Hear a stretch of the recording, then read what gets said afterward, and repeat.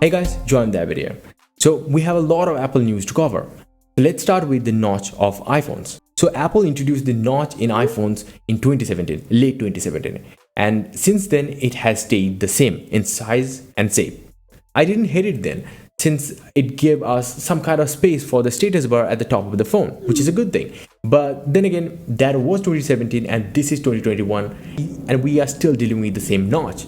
Apple has so far ignored the trend of ditching the notch, but come 2022, the outdated notch design might be replaced with something more subtle and trendy. So what's the story? The iPhone 14 Pro could feature a Samsung Galaxy-like punch hole. So who actually predicted these things? It's the reliable analyst Minchico, who has revealed in his latest note to investors that Apple intends to abandon the notch and switch to a punch hole display design on at least some 2022 iPhone models. I can surely say it's the Pro models or maybe the Pro Max model. So that means it will surely look like Samsung Galaxy smartphones of 2020. So Apple's next iPhone design certainly won't be anything revolutionary, but it's still a massive step nonetheless. What about the Face ID then? It's unclear. But they might introduce the in-screen fingerprint scanner, therefore removing the need for more cutouts on the top part of the display, and the punch hole might be reserved for the selfie camera only. So the ultimate question, when will Apple go all screen with iPhones? If this question making you excited, then Apple's 2023 plan might interest you more. Minchico says that it might be the year when Apple finally releases an all-screen iPhone with no notch or punch hole.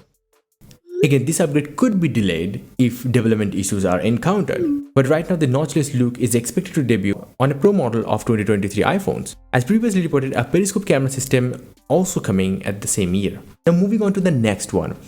Now before the launch of iPhone 14, according to Minchico, Apple will introduce another very important smartphone, the third generation iPhone SE. Yes, which is reportedly on track for an early 2022 launch.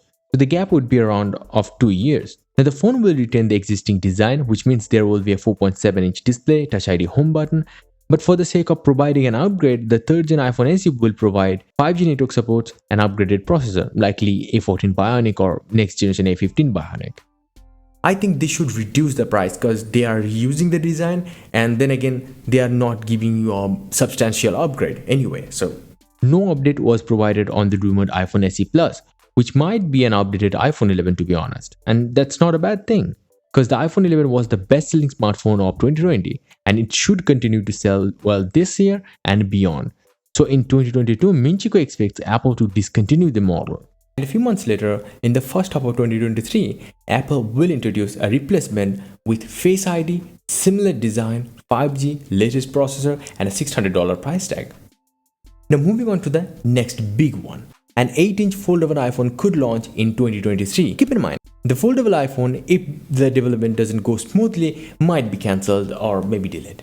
Now the foldable iPhone will reportedly offer a 7.5-inch to 8-inch display that suggests it will be positioned as a Galaxy Z Fold's competitor rather than a Z Flip's one. A previous report suggested that it could be released in 2024 at the earliest. Now on the topic of features, Apple Pencil was also rumored recently, and that's about it. It's too early to be excited though. Moving on to the last one, Apple is expected to unveil the 2021 iPad Pro next month, and as per early reports, it will be fueled by the A14X Bionic. The leaked benchmark scores that surfaced back in November 2020 had suggested that the 5nm chip would be a huge improvement over the A12Z Bionic that underpins the current iPad Pros. Now, the latest from Bloomberg's Mark Gurman says that the chip will exceed the earlier expectations, and that's a great thing. So that means it's going to be a very powerful iPad Pro with 5G connectivity and a new display technology. The iPad Pro's chip will be nearly as good as the in-house M1 silicon that powers the new Macs, and that's the best thing. Now talking about the design, the 2021 iPad Pros are gonna look exactly similar to the current gen model. Now according to him, it will feature a mini LED display though, and this will make the tablet a little bit more thicker. And it's a trade-off that I think it's worth it. At least it will provide improved brightness and better contrast ratios. Mark has also reconfirmed that this year's model, the 2021's iPhones, the iPhone 13 or iPhone 12s, whatever the name gonna be, will have the same design as the iPhone 12 models, and they may feature the in-display fingerprint scanner. Sounds really interesting. So I will keep you guys updated, subscribe for that. So that's about it. If you guys want to see more episodes like this, please hit the like button, please do subscribe or watch my other videos. Bye and take care.